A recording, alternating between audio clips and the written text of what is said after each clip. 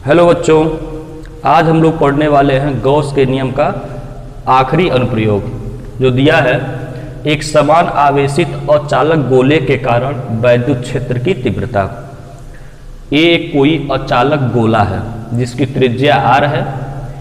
इसको q आवेश दिया गया है। कितना आवेश?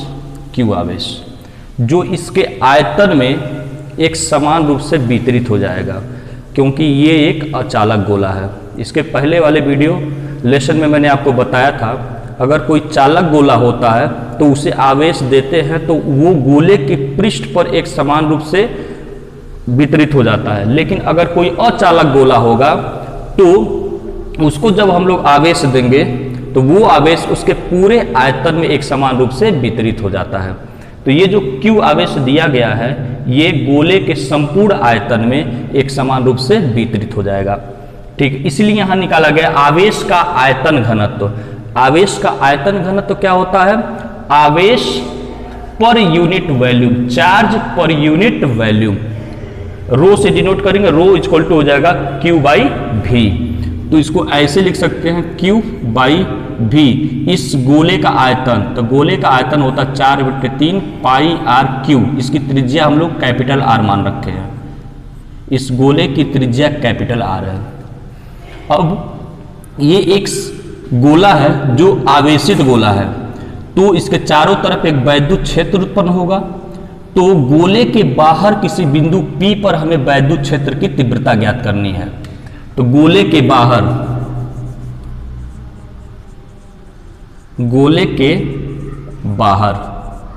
हमें वैद्युत क्षेत्र की तीव्रता ज्ञात करनी है। तो हम लोग लगाएंगे गॉस का नियम। तो गॉस का नियम लगाने के लिए सबसे पहले हमें एक गॉसियन पृष्ठ खींचना पड़ता है जो कि एक बंद पृष्ठ होता है। तो यहां पे हम लोग खींचेंगे एक गॉसियन पृष्ठ। एक गोला ही होगा क्योंकि गोला एक क्या होता है? बंद पृष्ठ होता है। ये गोला आ गया, ये है गॉसियन पृष्ठ जो कि एक गोला है, क्योंकि गोला एक बंद पृष्ठ होता है। अब हम लोग कैलकुलेट करेंगे इस बंद पृष्ठ से गुजरने वाला फ्लक्स। तो बंद पृष्ठ से गुजरने वाला फ्लक्स गॉसियन पृष्ठ से गुजरने वाला flux phi E is equal to closed integration of vector E dot d A. ठीक है, तो सबसे पहले हमें क्या लेना होगा? एक डी ए चाहिए। तो डी ए क्या करेंगे? यहाँ पे हम लोग इस गॉसियन पृष्ठ पर एक छोटा सा एरिया एलिमेंट लेंगे। ये इस तरीके से पृष्ठ है, कोई गोला है ना, ये गोला होगा तो इस तरीके से पृष्ठ होगा। अब ये जो एरिया डी ए लिए इसका डायरेक्शन किधर होगा? पृष्ठ के परपेंडिकुलर, यानी कि इस तरफ होगा, पृष्ठ के परपेंडिकुलर डी ए। ठीक, अच्छा, अब इस पॉइंट P पर, ये जो पॉइंट P है यहाँ पर जो इलेक्ट्रिक फील्ड है E है, इसका डायरेक्शन क्या होगा?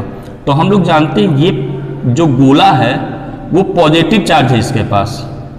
तो पॉजिटिव चार्ज जब होता है तो इलेक्ट्रिक फील्ड चार्ज से यहां से दूर होगा, दूर। अगर नेगेटिव चार्ज होता तो इसके तरफ होता।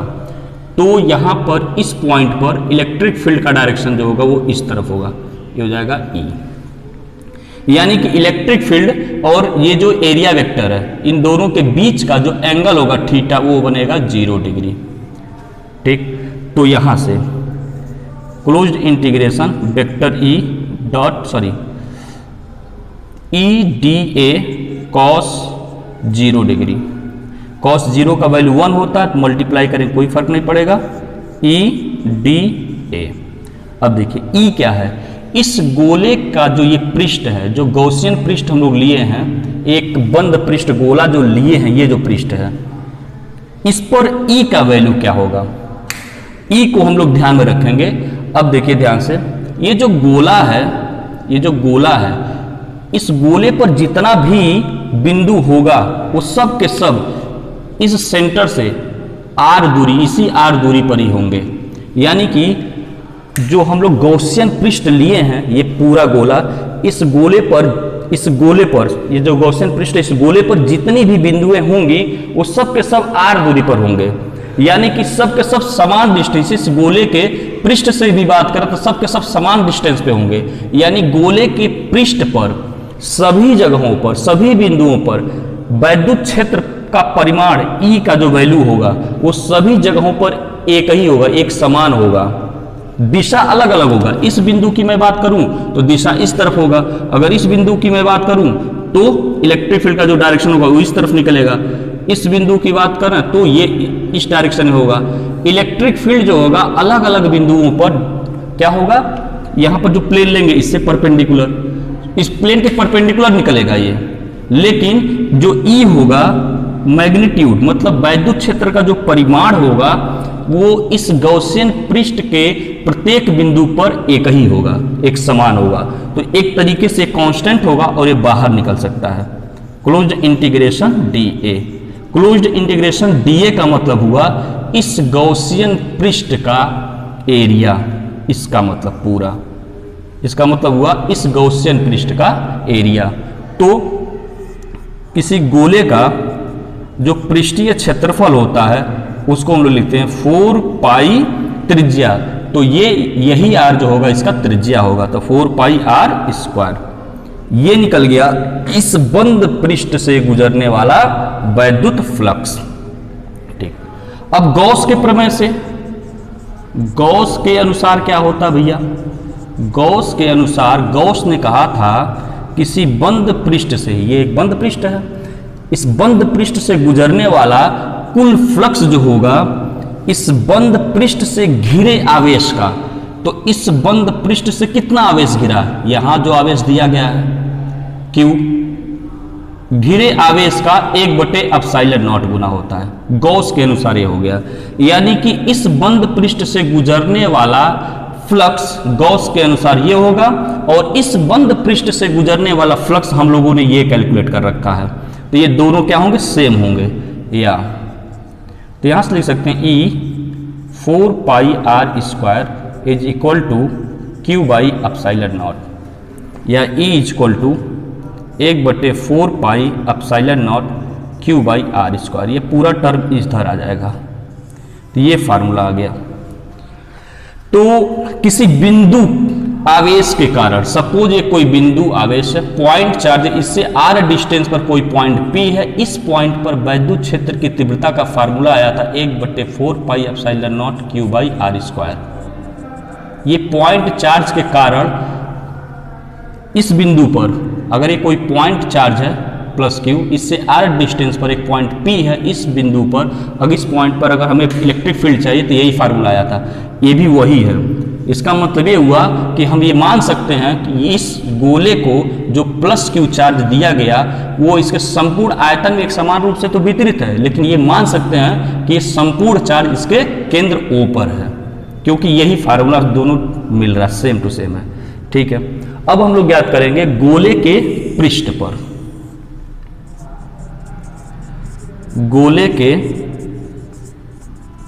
पृष्ठ पर, तो गोले के पृष्ठ पर, तो यही पॉइंट उठ के गोले के जब पृष्ठ पर आएगा तो r का वैल्यू क्या हो जाएगा, ये हो जाएगा। ये एक इस गोले का त्रिज्या है, कितना है, r है, यानी स्मॉल r के जगह पे हम लोग कैपिटल R रख सकते हैं। तो E इक्वल टू फार्मूला बनेगा 1/4 pi ε0 Q/कैपिटल R square. Small r के जगह हम लोग कैपिटल R रख लेंगे, तो गोले के पृष्ठ पर ये आपका फार्मूला बन जाएगा। इस तरीके से अचालक गोला था जिसको Q आवेश दिया गया था, ये आवेश इसके आयतन में एक समान रूप से वितरित हो जाएगा, जिसके कारण इसके चारों तरफ एक वैद्युत क्षेत्र उत्पन्न होगा। तो वैद्युत क्षेत्र जो उत्पन्न होगा, तो गोले के बाहर किसी बिंदु P पर अगर हमें वैद्युत क्षेत्र की तीव्रता ज्ञात करनी हो तो इस फार्मूले से हम लोग निकाल लेंगे, और गोले के पृष्ठ पर चाहिए अगर वैद्युत क्षेत्र की तीव्रता तो हम लोग इस फार्मूले से निकाल सकते हैं। इसके बाद हम लोग निकालेंगे गोले के भीतर किसी बिंदु पर वैद्युत क्षेत्र की तीव्रता। तो गोले के भीतर आपको ज्ञात करना है, तो इसे मिटाना पड़ेगा।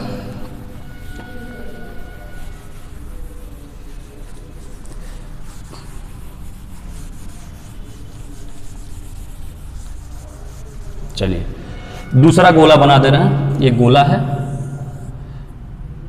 ठीक, ये इसको प्लस क्यू चार्ज दिया गया जो इसके संपूर्ण आयतन में, चूंकि अचालक गोला है ये, तो इसके संपूर्ण आयतन में एक समान रूप से वितरित होगा। ये इसका सेंटर, इसकी त्रिज्या कैपिटल आर, ठीक, और इसका आवेश का आयतन घनत्व रो बराबर होगा क्यू बाई भी।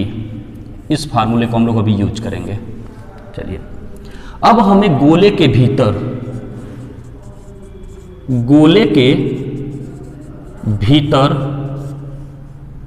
वैद्युत क्षेत्र चाहिए। वैद्युत क्षेत्र गोले के भीतर मान लीजिए कोई पॉइंट है P है जिस पर हमें वैद्युत क्षेत्र ज्ञात करना है, तो गॉस का नियम हम लगा के बिंदु P पर वैद्युत क्षेत्र ज्ञात करेंगे। तो गॉस का नियम लगाने के लिए सबसे पहले हमें एक बंद पृष्ठ खींचना होता है। तो ये रहा गोला, गोले के भीतर बिंदु P पर है, यहाँ ज्ञात करना, तो यहाँ एक बंद पृष्ठ खींच लेंगे। ये पृष्ठ इसी बिंदु P से ही होके जाना चाहिए, इसी बिंदु P से ही होके जाना चाहिए। तो ध्यान दीजिए, ये बड़ा वाला गोला था, इसके भीतर एक छोटा सा गोला, हमने एक बंद पृष्ठ खींच लिया। गोला एक बंद पृष्ठ होता है, तो ये हो गया एक तरीके से गॉसियन पृष्ठ, ठीक। अब वही फंडा है, यहाँ पर क्या करेंगे, एक छोटा सा एरिया एलिमेंट लेंगे। एरिया एलिमेंट का जो डायरेक्शन होगा DA इस तरफ होगा, बाहर की तरफ। उसके बाद E भी क्या होता है, बाहर की तरफ पॉजिटिव चार्ज है, तो वैद्युत बल रेखाएं किधर निकलेंगी, बाहर की तरफ। E का भी डायरेक्शन वही होगा। तो इस छोटे से गोले से गुजरने वाला अगर फ्लक्स फाई E की बात करें तो वही formula, closed integration vector E dot DA या E DA कॉस थीटा का वैल्यू यहाँ पर भी क्या होगा, 0 होगा। E कांस्टेंट होगा, बाहर निकल जाएगा और यहाँ आ जाएगा DA। DA का मतलब ये हुआ, इसका मतलब ये जो हम लोग गॉसियन पृष्ठ लिए हैं, जो गोला है ये, इसका क्षेत्रफल हमें चाहिए। तो इसका क्षेत्रफल अगर चाहिए तो मान लीजिए इसकी त्रिज्या जो है R है, क्योंकि ये DA का मतलब ये जो छोटा वाला गोला लिए इसका पृष्ठीय क्षेत्रफल हमें चाहिए, यानी गोले का वक्र पृष्ठ चाहिए। तो ये क्या होगा, 4 पाई R स्क्वायर। इसकी त्रिज्या, छोटे वाले गोले की त्रिज्या हमने R मान रखा, तो ये मिल जाएगा। यानी बंद पृष्ठ से गुजरने वाला ये हो गया फ्लक्स। अब गॉस के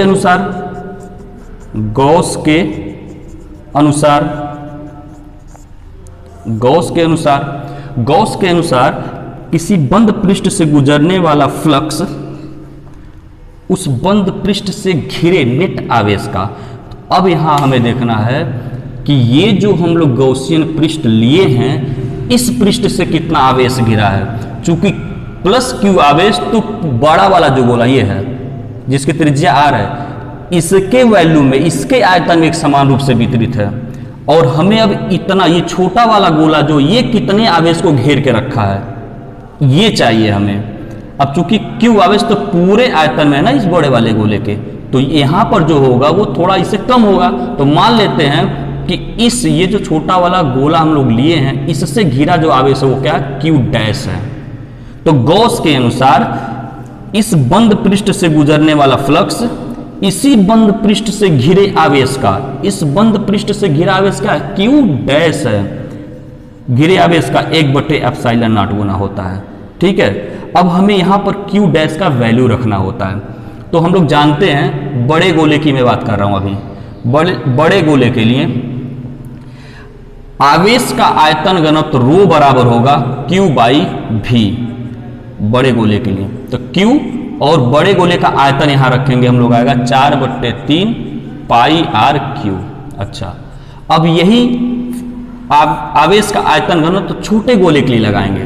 तो छोटे गोले के लिए जब लगाएंगे, तो छोटे गोले के लिए जब लगाएंगे तो इसका आवेश लेना पड़ेगा, यानी Q डैश, और इसका आयतन चाहिए हमें, यानी 4/3 पाई, इसका त्रिज्या है R/Q। ये मिल गया। अब देखिए, यानी कि रो इक्वल टू क्या आया यहाँ पे, Q by 4 pi R/Q equal to Q dash by 4/3 pi R/Q। इससे कैंसिल हो जाएगा। Q डैश का वैल्यू हमें चाहिए, इसको इधर भेज दो, यानी कि यहाँ लिख सकते हैं Q, इसको इधर भेजेंगे आएगा R/Q बाई नीचे capital R Q equal to Q dash. तो क्यू डैश का वैल्यू यहां रख देंगे, तो क्यू डैश का वैल्यू आ गया Q by R Q.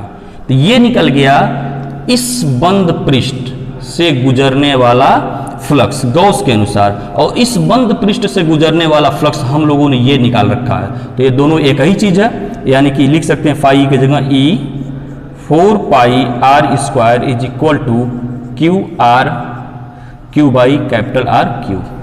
E का वैल्यू हमें चाहिए, ध्यान से देखिए आर स्क्वायर आर क्यूब है तो ये कैंसिल आउट हो जाएगा, यानी ई इक्वल टू आ जाएगा यहाँ 1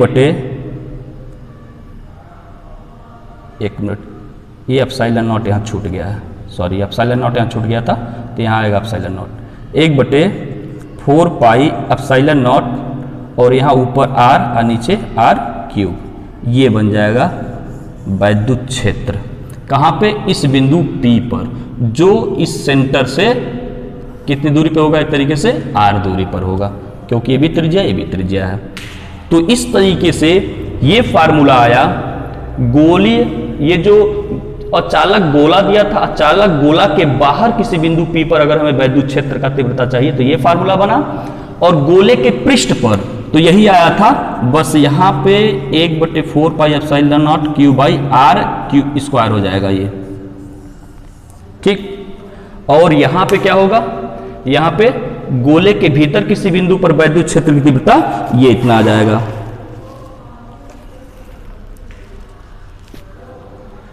क्यू यहां छूट गया, सॉरी क्यू, ये फार्मूला आएगा। तो इस तरीके से ये रहा एक समान आवेशित और चालक गोले के कारण वैद्युत क्षेत्र की तीव्रता। तो ये रहा गॉस के नियम पर आधारित 6वां अनुप्रयोग। इस चैप्टर में अब कोई अनुप्रयोग नहीं रहा, अब आप लोग न्यूमेरिकल लगाएंगे, इसके बाद हम लोग अगला चैप्टर पढ़ेंगे वैद्युत विभव किसे कहते हैं। धन्यवाद।